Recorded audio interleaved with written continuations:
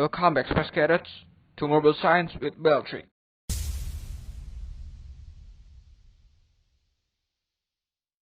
Hai guys, balik lagi sama kita di Ngobrol Science. Kita, Bellatrix 31, hari ini ingin mengangkat satu topik yang mungkin tiap hari kita ada di kehidupan kita. Topik apa itu? Development of Science, atau yang biasa lebih kita kenal dengan perkembangan teknologi. Jadi perkembangan teknologi itu apa sih yang mendasari pada zaman-zaman dulu itu? Pada awalnya. Kalian penasaran? Simak terus sampai akhir ya guys. Langsung kita ke narasumber pertama. Marcel. Oi, halo Enzo. Halo. Jadi hari ini gue mau nanya-nanya lo tentang development of science sebenarnya. Menurut lo pribadi Boleh. itu, development of science itu, lu artinya gimana sih dalam pengertian lu sendiri gitu?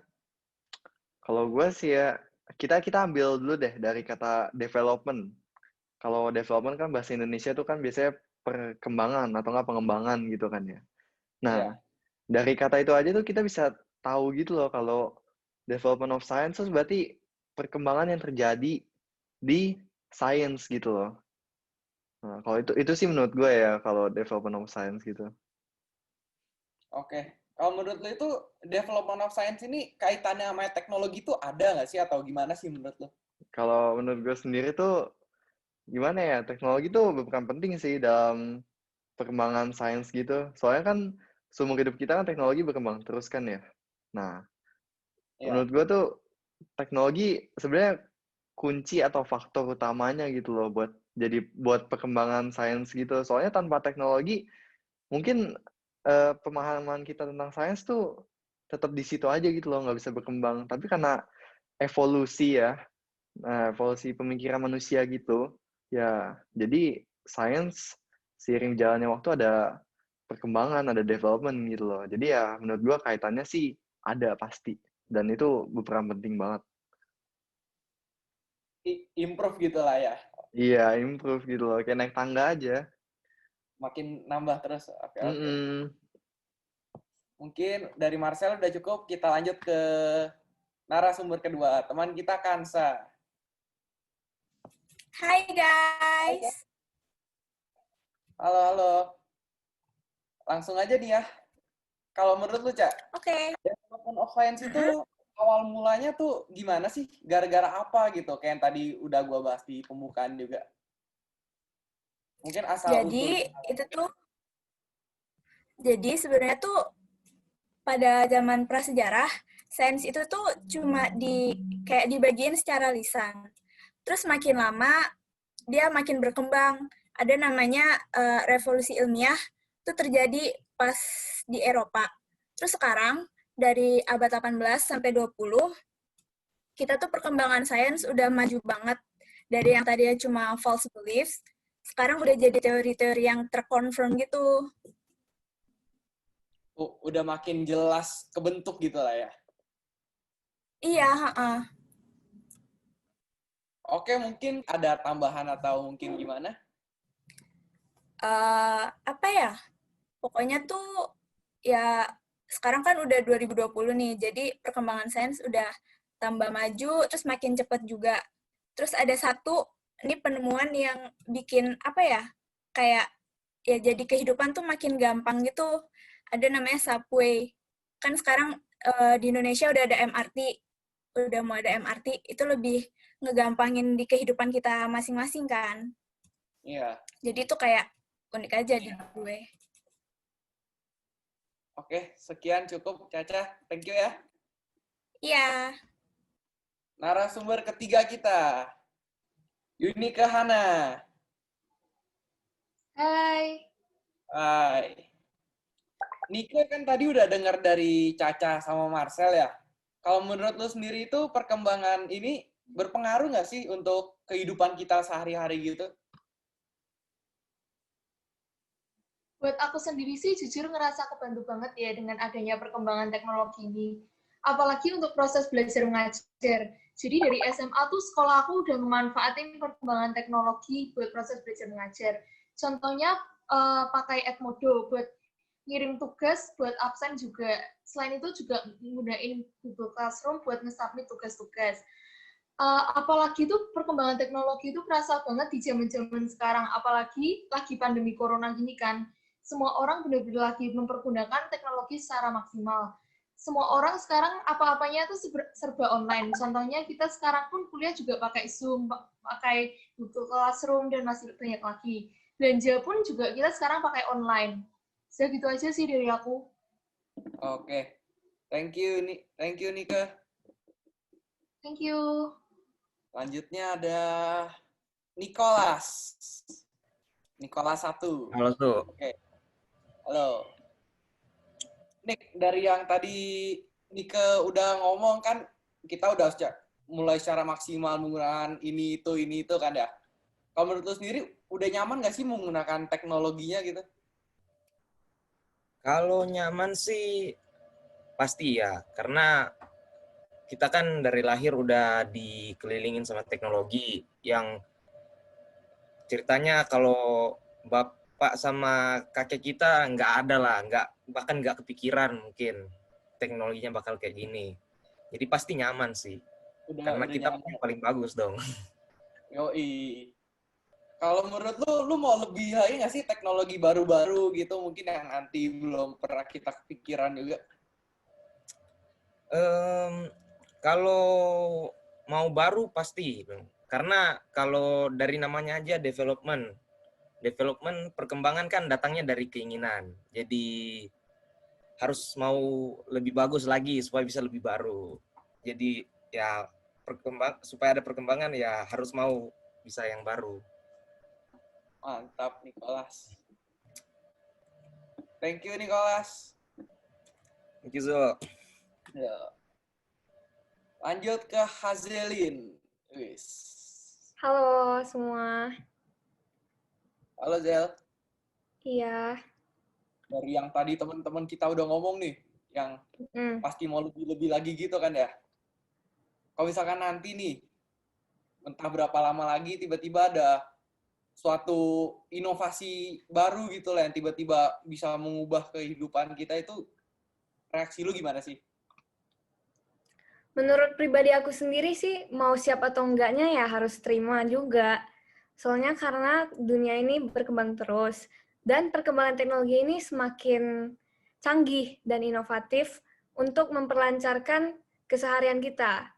Kita itu nggak bisa lawan arus perkembangan teknologi, tapi yang kita bisa itu memaksimalkan dan menggunakan dengan keuntungan kita dan orang lain juga.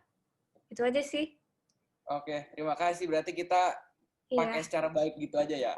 Iya, makasih. Thank you.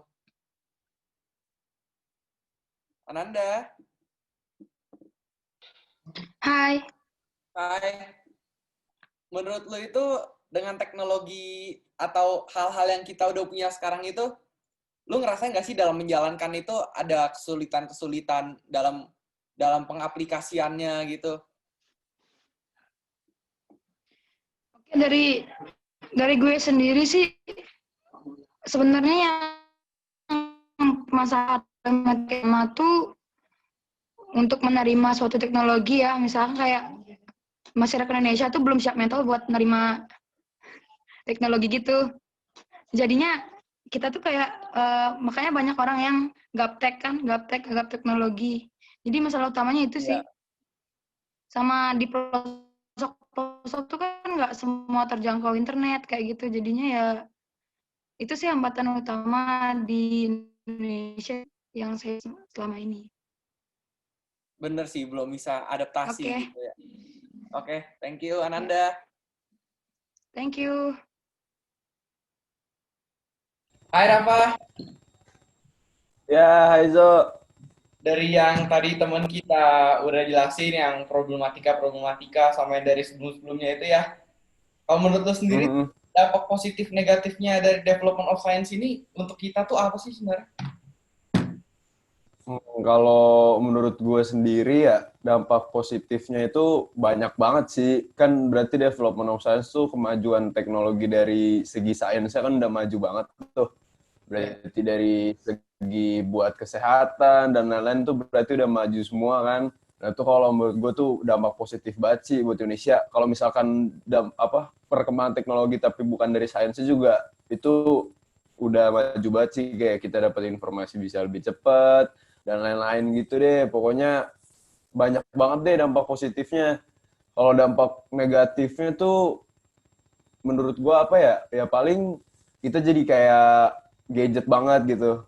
Tapi iya, tapi banyak dampak positifnya sih dari minusnya. Iya. Udah gitu aja so dari gua. Oke, thank you Rafa. Siap. Selanjutnya kita ada Matthew. Halo, halo, halo. Matthew. Halo, halo. Nih, jadi menurut lu nih ya, teknologi Gimana? yang udah kita gunain dan sudah dikembangkan itu, cara menggunakannya gimana sih? Kayak Rafa bilang dampak positif kayak gitu, cara bijaknya itu gimana sih kalau menurut lu? Sebenarnya buat gue sih ada beberapa cara ya sebenarnya biar kita tuh bisa maksimal makainya sebenarnya. Yang pertama tuh kayak menjaga intensitas komunikasi sehari-hari sih. Jadi mungkin lu bisa pakai HP lu sesering mungkin atau kayak cuman jarang-jarang, tapi ya yang sebisa mungkin ya seproduktif lu aja. Terus juga lu harus bisa ngebatasin nih maksimalnya seberapa lu sehari make atau apa, biar lu nggak jadi kecanduan atau gimana juga kan. Terus yang ketiga buat gue ada sih kalau lu bisa melakukan aktivitas bersama nih dari kemajuan teknologi secara sainsnya itu sendiri. Jadi lu bisa memaksimalkan outputnya biar lu dapat apa yang lu mau gitu. Terus sama mungkin kemajuan teknologi yang kayak gini sih mungkin harus diimbangi sama ini ya, mungkin konten-kontennya atau apa mungkin harus yang membangun supaya anak-anak juga tuh kalau nonton orang tuanya mungkin nggak jadi was-was atau gimana sih. Itu sih dari gue mungkin. Berarti kesadaran dalam diri kita aja ya? Iya, itu penting banget sih. Oke, thank you Matthew. Oke, thank you. Ini udah banyak yang udah kita wawancarai dan terakhir kita sudah sampai ke Nicholas Hugo. Nick, kalau menurut lo sendiri nih, Nick, dari penjelasan teman-teman kita yang tadi yang udah cukup panjang. Iya. Kalau dari pendapat lo itu sebenarnya development of science tuh gimana sih? Boleh mungkin diringkas gitu dari yang tadi? Oh, mungkin saya kasih sedikit aja dari semuanya ya, kita gabungin. Definisinya itu dari Marshall tadi kan itu perkembangan. Dan perbedaannya itu sekarang udah bisa kita lihat dari bagian informasi kayak yang Rafa bilang, sekarang kita udah tinggal ketik aja, pencet udah kekirim gitu kan, nggak perlu lewat surat tunggu lama lagi. Terus sekarang di sekolah itu bisa absen pakai Edmodo tadi ya kata Hezo. Nah itu tuh bagus banget dan kita mungkin banyak banget positifnya, betul. Tapi ada juga negatif seperti yang Ananda tadi bilang. Contohnya mental mungkin orang Indonesia ada yang beberapa belum siap menggunakannya dengan bijak gitu ya. Dan kita kadang mungkin terlalu dependen dengan akses teknologi yang bikin kita jadi terpaku dengan kemudahan yang diberikannya. Itu aja sih. Sama ada satu poin penting yang tadi Nicholas bilang, Nicholas satu lagi. Untuk kenyamanan itu betul banget. Kita mungkin sekarang udah bagus dan udah dinyamankan oleh teknologi. Tapi dengan kenyamanan ini kita nggak boleh terlanjur puas karena kita harus terus berkembang dan terus maju lagi dan menginovasi. Seperti di Prasmul ini kita ada inovasi bisnis. Oke, bagus sekali nih kelas penutupnya. Enggak bagus ya. Ya terima kasih Kak Aurelio. Guys, jadi dari jawaban teman-teman kita semua tadi dapat kita simpulkan bahwa development of science ini memang terus berkembang dan yang harus kita lakukan bukan menghindarinya tapi ambil yang positif dan buang negatifnya. Sekian, terima kasih.